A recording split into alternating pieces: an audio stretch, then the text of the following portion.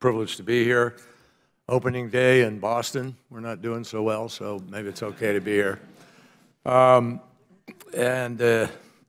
keeping with the telling of the truth, I'd forgotten what fun politics is in Washington. Mr.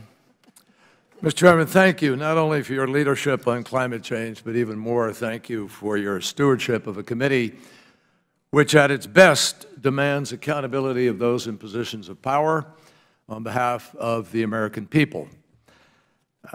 Chairman Cummings, Ranking Member Jordan, and all the members of the committee, thank you for inviting me and my good friend, Secretary Hagel. Chuck, he and I have done a lot of things together, and I think we proved that we used to be able to do that here in Washington. It'd be great if we could get back to bipartisan effort on these kinds of issues. We're delighted that you saw fit to invite back not one, but two recovering senators. I think most on this committee would agree that there's a long list of issues where, despite the advice and warning of experts, Washington remains gridlocked. But at least on most of those issues, no one can credibly deny the magnitude of the challenge, let alone the existence of the problem. Regrettably, the same cannot be said about climate change. Think about it. During World War II, America would never have tolerated leadership that denied Hitler's aggression. During the Cold War, no one in public life would have been taken seriously if they didn't offer a policy to counter the Soviets. And after 9/11, it would have been disqualifying to deny that al-Qaeda knocked down the Twin Towers. Facts are facts. But here we are in 2019, where too many in positions of responsibility still call climate change a hoax and advocate policies that will only make the reality of climate change worse. The science has proven that we don't have time to waste debating alternative facts, only to be forced then to invest years trying to reestablish trust in the real ones. We're here for our country. We're not here for our parties. And just the other month, we learned that the White House is planning to convene a task force, apparently working behind closed doors, not sure why, to determine, quote, whether climate change is a national security threat.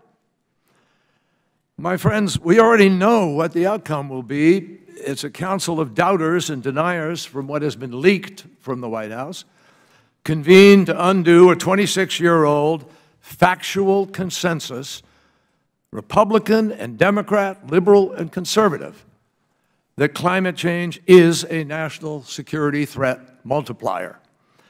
In fact, I'm afraid this effort may be a scheme to pretend that there are two sides to an issue already long since settled.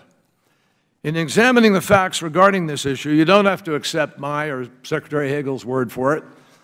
The designation of climate change as a security issue wasn't settled by President Obama's NSC, my State Department, or Secretary Hagel's Pentagon. No, it was settled 28 years before that by a Republican president and a team that included Jim Baker, Dick Cheney, Brent Scowcroft, Colin Powell, and Bob Gates.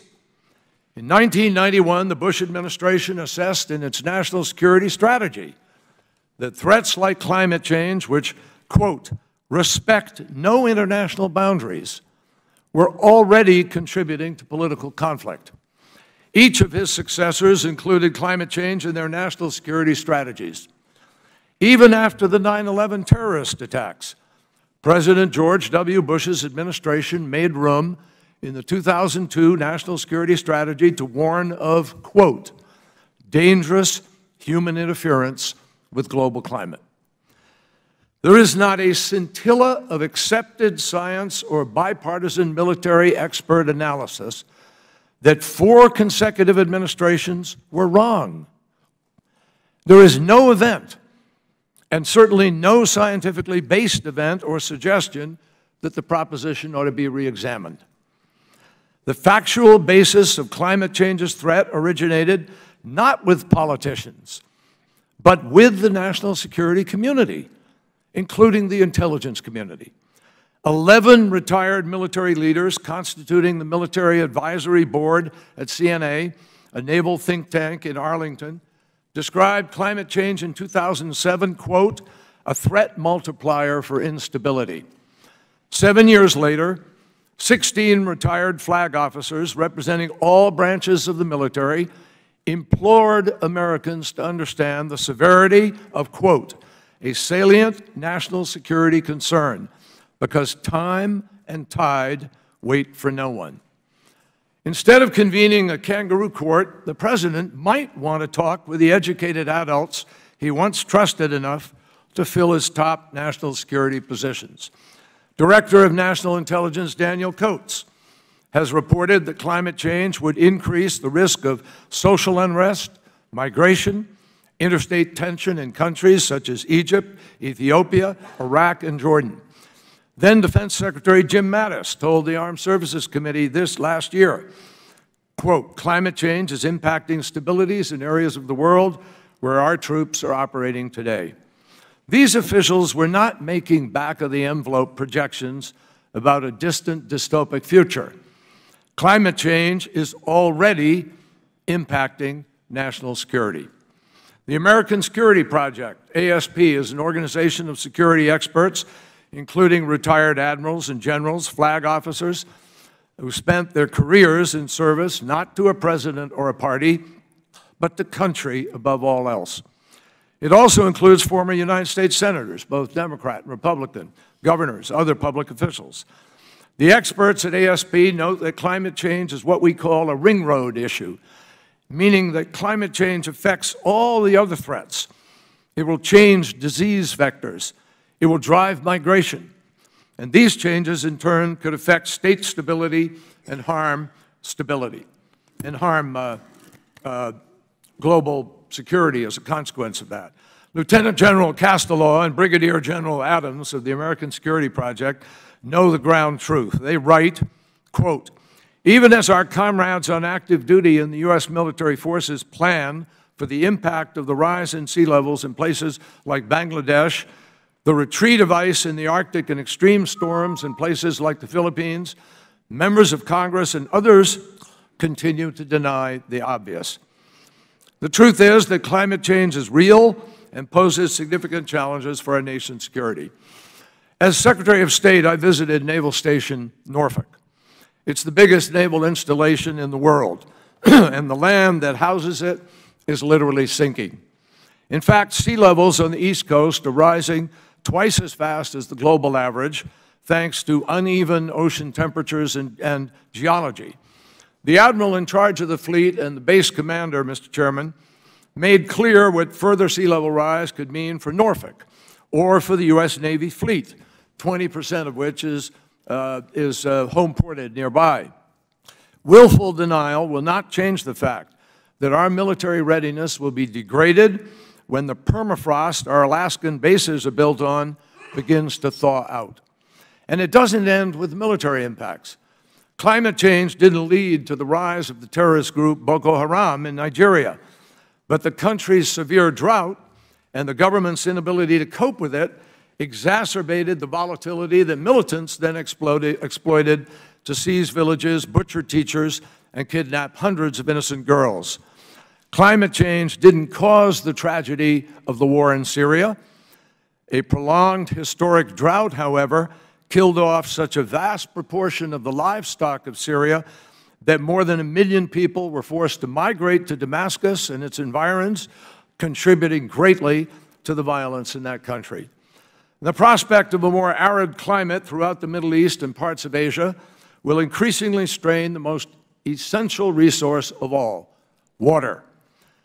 We've already seen tension rise around the basins of the Nile, Central Asia's Indus River, and the Mekong in Southeast Asia. Areas facing unrest, instability, and weak governance are breeding grounds for violent extremism. Climate change will only exacerbate migration in places already enduring economic, political, and social stress. If people think the migration on Europe today is a challenge to the politics of Europe, Wait till you have much of the Middle East and Northern Africa knocking on Europe's door because of the inability to grow food and live day to day in 120-degree heat. Mr. Chairman, the only people cheering the President's apparent attempt to erase climate change from U.S. national considerations live in Beijing and in Moscow. China and Russia have for years been mapping the resource competition, military implications, and geostrategic challenges that climate change will present in an ever-changing, climate-impacted Arctic. What a gift to them if we stop making our own assessments because we have our heads buried in the sand while their eyes are on the tundra. Now, I know legislating on climate change is not easy.